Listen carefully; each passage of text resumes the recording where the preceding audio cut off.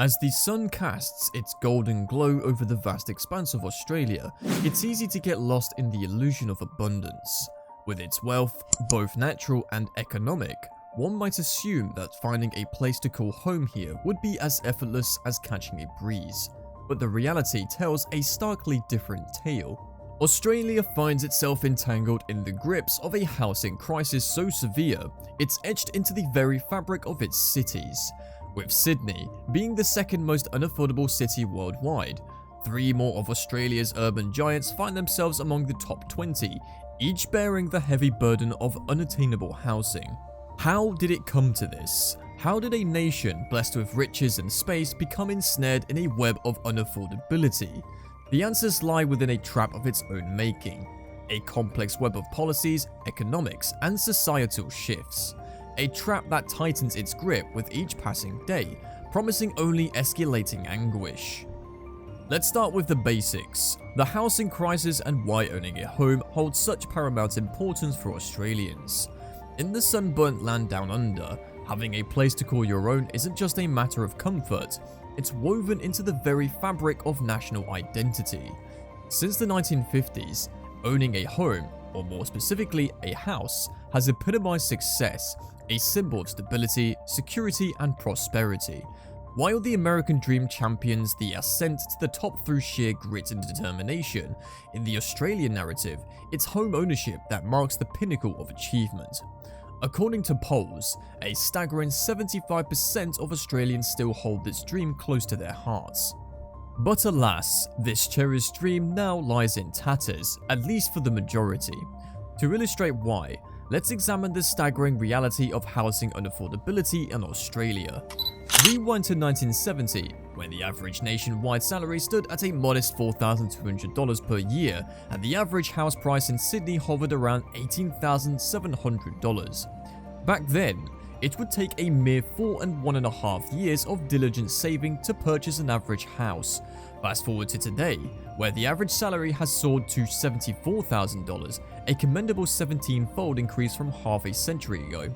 However, in a cruel twist of fate, the average house price in Sydney has skyrocketed to approximately $1.5 million, a staggering 80-fold surge from its 1970 counterpart. Nowadays, aspiring homeowners face a daunting reality. Even with a comfortable household income of $105,000, only a mere 13% of homes on the market are within reach.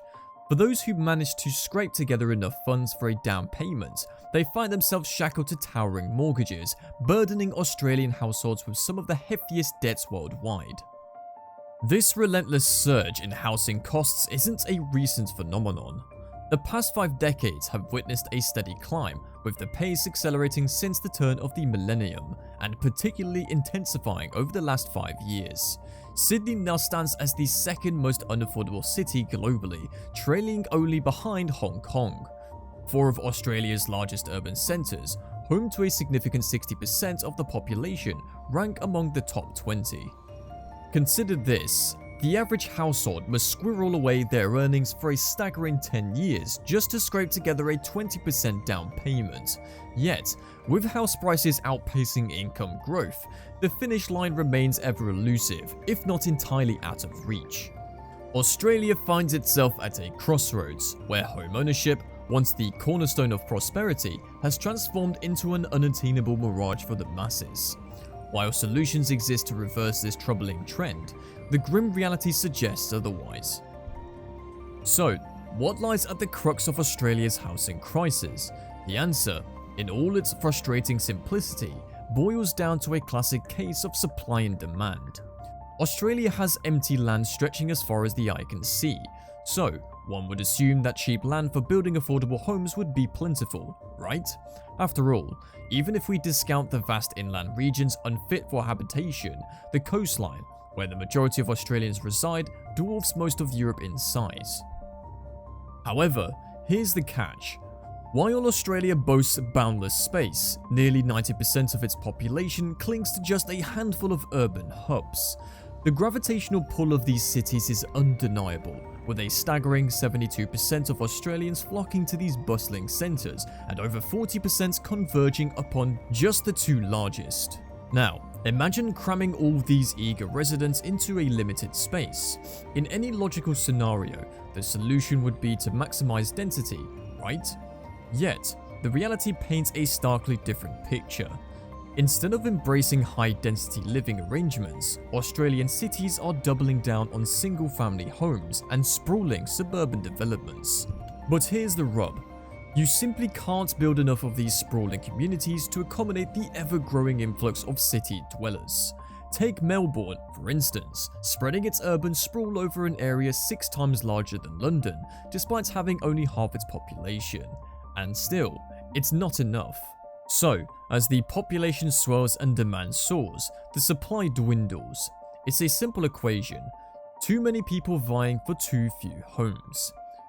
The roots of Australia's housing crisis delve deep into a nexus of factors, but one key driver emerges: a burgeoning demand fueled by a rapidly growing population. Each year, Australia sees an influx of roughly 400,000 newcomers, driving its total population upwards in a staggering ascent. This surge outpaces growth rates seen in comparable nations, nearly doubling that of Canada and the United States, and quadrupling that of France or the Netherlands. Immigration, undeniably, plays a pivotal role in this demographic surge.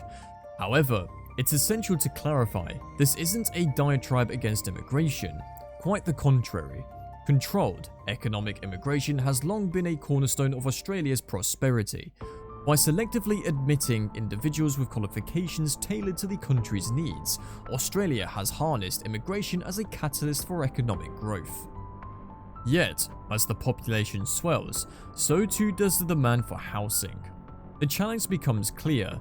To accommodate this influx, Australia must ramp up its housing construction at a commensurate pace. Unfortunately, this is where the nation falters.